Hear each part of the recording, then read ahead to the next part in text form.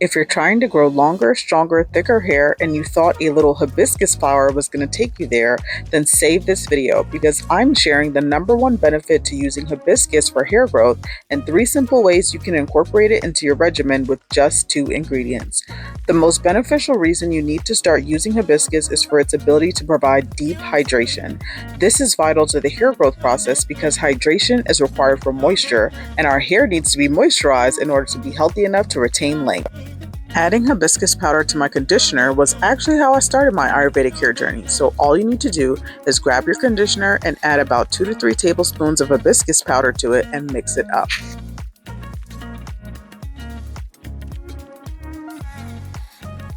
Once it's mixed well, it should look something like this. For best results, you can apply this to your hair in sections, and then you can rinse it out thoroughly after about an hour.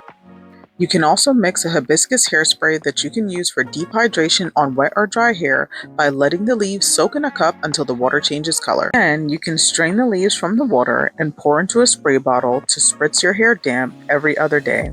Keep this refrigerator for no more than 10 days max. Now this hibiscus clay mask is my all-time favorite. To make it, all you need to do is add some hibiscus powder, some bentonite clay, and some water to make it a paste.